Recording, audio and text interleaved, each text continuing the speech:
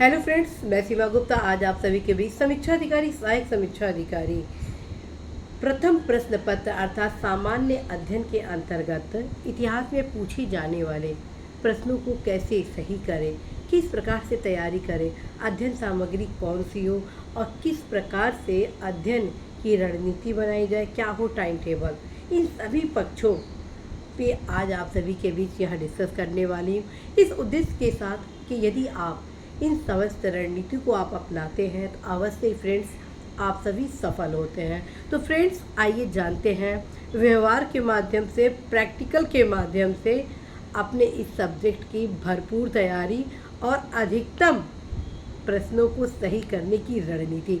तो सबसे पहले यदि आप इतिहास से संबंधित तैयारी आरंभ कर रहे हैं तो आप अपने सिलेबस का अध्ययन करेंगे। अवश्य ही एक प्लेन पेज को रखेंगे सामने और पेन रखेंगे। आप क्या करेंगे, पहले प्राचीन इतिहास लिखेंगे, मध्यकालीन इतिहास लिखेंगे, फिर आधुनिक भारत का इतिहास लिखेंगे। ये तीनों लिखिए। लिखने से क्या होता है, आपके सबकॉन्शियस माइंड में उस चीज़ को बहुत ही अच्छे तरीके से वो फिट हो जाता है।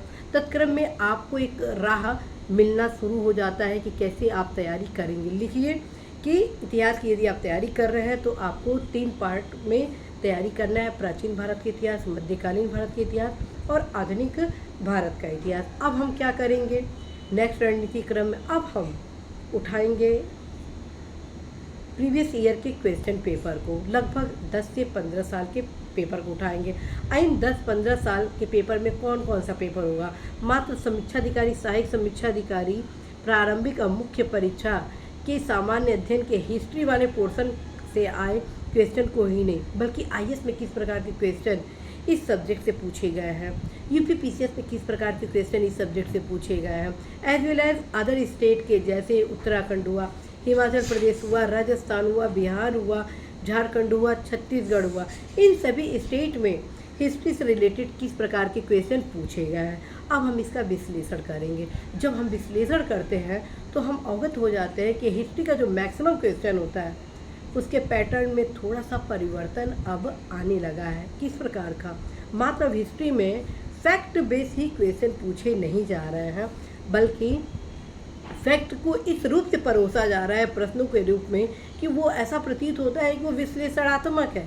मेरे कहने का तात्पर्य है कि आप जिस भी टॉपिक की तैयारी कर रहे हैं, चाहे वो सिंधु घाटी का हो, वैदिक काल का हो, या मौर्य काल का हो, या गुप्त काल का हो, या आप मध्यकालीन भारत में आ जाते हैं, सल्तनत काल का हो, या मुगल काल का हो, या मराठा काल का हो, या आधुनिक भारत में जो विभिन्न आंदोलन है 1857 आदि क्रांति का, तो पहले क्या होता था कि डायरेक्ट वन लाइनर में फैक्ट पूछ दिया जाता था, आचार आप ऑप्शन दे दिया जाता था, लेकिन अब ऐसा नहीं हो रहा है।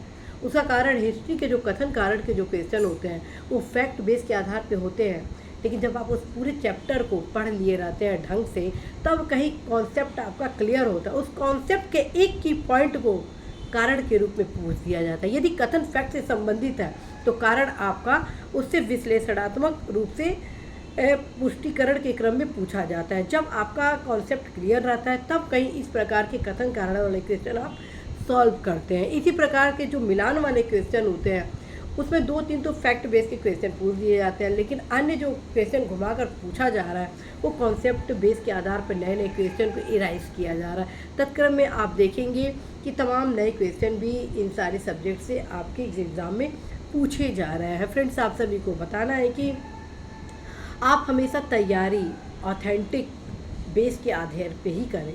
देखिए कि किस क्वेश्चन का क्या पैटर्न है, किस प्रकार से क्वेश्चन के पैटर्न लगातार बदल रहे हैं। जब इन सभी चीज़ों को आप अपने दिमाग में रखे रहते हैं तब कहीं आप एक सही क्वेश्चन करने की दिशा में अग्रसित होते हैं। बहुत ज़्यादा कॉन्फिडेंट बिल्कुल ना होइएगा, क्योंकि कंपटीशन बहुत टफ है। और जब आपके भीतर ये रहता है कि हाँ कि मैं परिश्रम करूंगा, तब उस हिसाब से आप सीरियस होकर तैयारी करते हैं। बहुत सारे ऐसे युवा हैं जिनका ये कहना है कि नहीं हिस्ट्री तो मेरा ऑप्शनल सब्जेक्ट है, और जिसके क्रम में उनके द्वारा बिल्कुल उसका रिवीजन नहीं किया जाता है, और परिणाम ये होता है कि अधिकतम क्वेश्चन जो गलती करते हैं वो उस विधा के ही जो युवा होते हैं वो करते हैं, जो ऑलरेडी जिनका ऑप्शनल सब्जेक्ट होता है, मतलब कि कुल मिला के ईजी क्वेश्चन उनके द्वारा गलत कर दिया जाता है। तो ये चीज़ बिल्कुल ना रखिएगा, हर एक सब्जेक्ट पे आप विशेष फोकस अवश्य ही करेंगे। तो अब हम आते हैं नेक्स्ट रणनीति।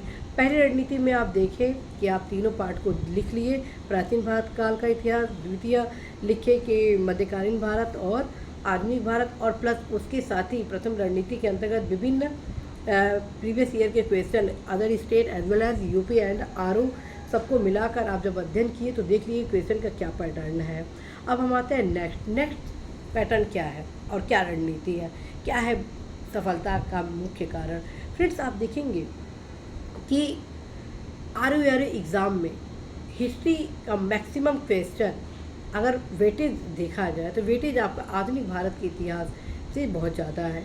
तदक्रम में आपका प्राचीन और मध्यकालीन लगभग अच्छा खासा आता है, अर्थात एक महत्वपूर्ण पार्ट आपका आधुनिक भारत को इसमें तैयार करना होता है। इसमें आपको मध्यकालीन और प्राचीन भारत के अपेक्षा आधुनिक भारत के इतिहास पर ज़्यादा फोकस करना होता है। विशेषकर जो आंदोलन से संबंधित क्वेश्चन है, चाहे वो स्वतंत्रता आंदोलन हो, सामाजिक आंदोलन हो, शैक्षणिक आंदोलन हो, धार्मिक आंदोलन हो, विभिन्न प्रकार के जब स्वतंत्रता आंदोलन चल रहा था तो उस समय तमाम प्रकार के समितियों का गठन हुआ था, कैबिनेट हो गया, क्रिप्स मिशन हो गया, इन सभी में कौन कौन से समझौते हुए, इन सभी को आप अवश्य ही ध्यान में रखेंगे। आंदोलन के जो क्रम है वो तो आपको 100% जब आप पढ़ेंगे तो वो सब तैयार हो जाएगा, लेकिन महत्वपूर्ण क्या विशेषता थी, कैसे असहयोग आंदोलन सविनय अवज्ञा आंदोलन से अलग था, इन सभी पक्षों की जानकारी आपको तब मिलेगी जब आप दोनों आंदोलन को अच्छे से पढ़ेंगे। इसी प्रकार से फ्रेंड्स, किस प्रकार से 1857 की क्रांति स्वतंत्रता संग्राम के अन्य आंदोलन से भिन्न थी, इस प्रकार के भी क्वेश्चन अब लगातार आपके क्वेश्चन में विभिन्न रूपों में पूछे जा रहे हैं। इस प्रकार से फ्रेंड्स, आप न सिर्फ फैक्ट बेस को कंप्लीट करेंगे बल्कि विश्लेषणात्मक आयाम पर भी अवश्य ही फोकस करेंगे, और ये तब होगा जब आप ऑथेंटिक पुस्तक को पढ़ेंगे। आधुनिक भारत के लिए आप सभी को मैं अवश्य कहती हूँ कि स्वतंत्रता संग्राम से संबंधित आप बिपिन चंद्रा का जो किताब है उसको एक बार ज़रूर आप पढ़ लीजिए, जिसमें आपका कॉन्सेप्ट टोटली क्लियर हो जाएगा। फिर टाइम तो लगेगा, लेकिन एक सही दिशा में परिश्रम करते हैं तो सफलता भी सुनिश्चित हो जाती है। उसके बाद आप क्या करिए कि जो कुछ फैक्ट से आधारित पुस्तकें हैं, जैसे कि यूनिक का है वो भी अल्टीमेट है, यूथ का भी है, उससे भी आप फैक्ट का अच्छा खासा कलेक्शन कर सकते हैं। और प्रीवियस ईयर का क्वेश्चन तो मैं ऑलरेडी बता ही चुकी हूँ। तो ये सब चीज़ें कुछ ऐसी हैं जिसको यदि आप तैयार करते हैं तो इसका आपके ऊपर अच्छा इम्पैक्ट पड़ता है। फ्रेंड्स, आप सभी को ये भी बताना है कि बहुत ज़्यादा पुस्तकों को इस एग्ज़ाम में आपको पढ़ने की आवश्यकता नहीं है। उसका मुख्य कारण ये है कि बहुत ज़्यादा आप किताब पढ़ेंगे तो रिवीज़न नहीं कर पाएंगे। और मैं हमेशा आप सभी को बोल चुकी हूँ कि आप सभी सबसे पहले पुस्तकों का चयन करें। जब आप पुस्तकों का चयन कर लेते हैं किस आधार पर कि क्या ये पुस्तक आपके लिए उपयोगी है कि नहीं है, तत्क्रम में आपका विश्वास बन जाता है और आप पढ़ाई जो करते हैं वो बहुत ही अच्छे तरीके से उस पुस्तक के साथ करते हैं। और हमें हमेशा कहती है पुस्तक आपका मित्र होना चाहिए। मित्र तब होता है जब मित्र पर विश्वास आपका हो, सही रूप से हो। बस एक हाथ से ही ताली नहीं बजती है। जब आप उससे प्रेम करेंगे तो वो भी आपको प्रत्युत्तर के रूप में आपको हर प्रकार का आंसर देगा, जिसके क्रम में क्वेश्चन जो आपके एग्ज़ाम में पूछे जाएंगे उसका सही उत्तर आप कर पाएंगे। तो फ्रेंड्स, इसके लिए क्या ज़रूरी है मित्रता के लिए, पुस्तकों से मित्रता कैसे करें। पुस्तकों से मित्रता करें उससे बार बार संबंध स्थापित करके। और संबंध कैसे बार बार आप स्थापित करेंगे, रिवीज़न करें फ्रेंड्स। 100% वो जो पुस्तक है 100% आपको रिज़ल्ट देगा ही देगा। आप सभी को फ्रेंड्स बताना है कि परिश्रम का कोई विकल्प नहीं है। जो चाहोगे बन जाओगे, जो चाहोगे बन जाओगे, मन में रखो विश्वास। जो चाहोगे बन जाओगे, मन में रखो विश्वास। तेरी ऊंची सोच से नीचा है आकाश, तेरी ऊंची सोच से नीचा है आकाश। तो फ्रेंड्स, जब आप सोचेंगे तभी तो कुछ करेंगे। और मुझे पूरा आशा है कि आप सभी इतिहास, जो कि बहुत एक लेंदी सब्जेक्ट है, उसको अच्छे खासा आप तैयारी कर लेंगे। अब हम आते हैं विशेष अध्ययन सामग्री।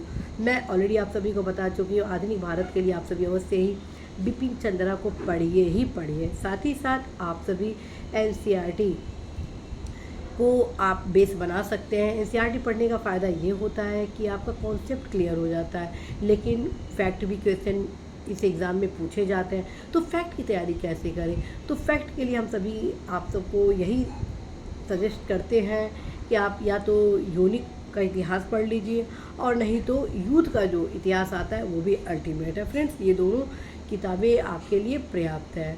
तो फ्रेंड्स, आशा है, विश्वास है कि आप सभी अवश्य ही पढ़ाई पर फोकस करेंगे। और जाते जाते आप सभी को फिर से मैं कहूँगी कि प्रीवियस ईयर के क्वेश्चन को बार बार रिवाइज जरूर कर लीजिएगा, ताकि आप क्वेश्चन के पैटर्न से अवगत हो जाए, किस प्रकार से क्वेश्चन पूछे जा रहे हैं, इस चीज़ से भली भांति आप विज्ञ हो जाए।